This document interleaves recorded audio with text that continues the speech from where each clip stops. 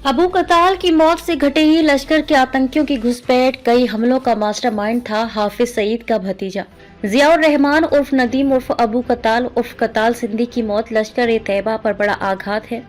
कताल वर्ष 2002 से 2004 तक राजौरी पुंछ व उत्तरी कश्मीर में कुछ जगहों पर सक्रिय रहा था। 2008 में मुंबई हमले के बाद जब पाकिस्तान सरकार को हाफिज और जकीउर रहमान लखवी समेत लश्कर के प्रमुख कमांडरों पर लगाम लगानी पड़ी तो हाफिज सईद ने अबू को गुलाम जम्मू कश्मीर में कुरेटा, कोटली और नकिया व जंदरूट स्थित लश्कर के ट्रेनिंग कैंपों की जिम्मेदारी सौंपी थी। जम्मू कश्मीर में कुछ वर्ष तक सक्रिय रहने के बाद अबू वापस पाकिस्तान लौट गया था, लेकिन उसने राजौरी पुंछ में स्थायी नेटवर्क के साथ लगातार संवाद बनाए रखा, जिसका उसने वर्ष 2020 में पूरा लाभ लेना शुरू किया।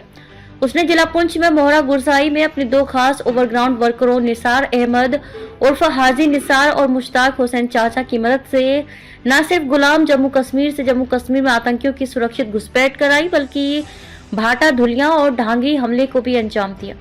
उसके भेजे आतंकियों ने रियासी में श्री माता वैष्णो देवी के दर्शनार्थ आए श्रद्धालुओं की बस पर हमला किया था।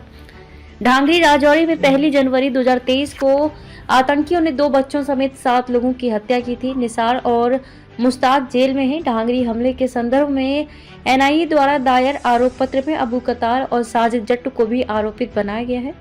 जम्मू कश्मीर पुलिस के एक वरिष्ठ अधिकारी ने अपना नाम न छापे जाने की शर्त पर बताया कि अबू लश्कर के उन कमांडरों में शामिल था जिन्हें हाफिज लखवी, मकई जैसे कमांडरों के बाद दूसरी पंक्ति में अग्रणी माना जाता है। हाफिज ने गुलाम जम्मू कश्मीर, सिंध और पाकिस्तानी पंजाब में लश्कर के महत्वपूर्ण ट्रेनिंग कैंपों की जिम्मेदारी अपने दामाद वलीद के बाद अगर किसी को सौंपी है तो वो है अबू कताल सिंधी उर्फ जियाउर रहमान को ही सौंपी।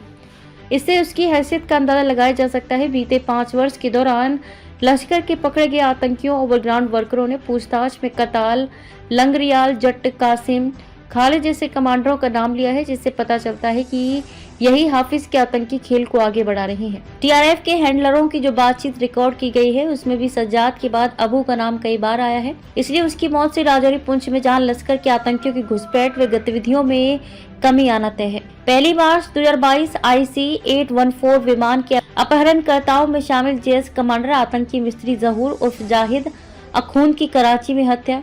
19 सितंबर 2022 भारत में आतंकी व अलगाववादी गतिविधियों में लिप्त आतंकी हैंडलर मोहम्मद लाल की नेपाल के काठमांडू में हत्या। 20 फरवरी 2023 रावलपिंडी में हिजबुल की इम्तियाज आलम उर्फ बशीर अहमद पीर के अज्ञात बंदूकधारियों ने हत्या कर दी थी।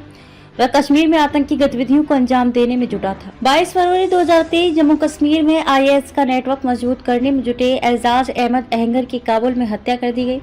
वह अफगानिस्तान में बसा हुआ था कि इन सरकार ने उसे 4 जनवरी को मोस्ट वांटेड आतंकी की सूची में शामिल किया था। 1996 में कश्मीर की जेल से छूटने के बाद से वह फरार था। माना जा रहा है कि तालिबान ने उसकी हत्या कर दी। 26 फरवरी 2023 कराची में अलबदर के पूर्व कमांडर सैयद खालिद राजा की हत्या। वह जम्मू कश्मीर का अलबदर का कमांडर रह चुका था। 4 मार्च 2023 पाक के खैबर पख्तून में आतंकी सैयद नूर शोलाबर की हत्या कर दी गई। वह अफगानिस्तान में भी सक्रिय रहा था और जम्मू कश्मीर में आतंकी गतिविधियों के लिए पाक की मदद कर रहा था। 6 मई 2023 खालिस्तान कमांडो फोर्स के स्वयंभू प्रमुख और कुख्यात आतंकी परमजीत सिंह पंजौड़ की पाकिस्तान के शहर लाहौर में हत्या कर दी गई। मोटरसाइकिल पर आई 2 ज्ञात हमलावरों ने 63 वर्षीय पंजौड़ को उस समय गोली मार दी जब वह अपनी सोसाइटी में टहल रहा था। नशीली दवाओं और हथियारों की तस्करी और अन्य आतंकी गतिविधियों को संचालित कर रहा पंजौड़ 2020 में भारत सरकार की ओर से जारी आतंकियों की सूची में 8वें स्थान पर था। मिर्णावाला के संपर्क में रहा पंजौड़ नाम बदलकर पाकिस्तान में रह रहा था।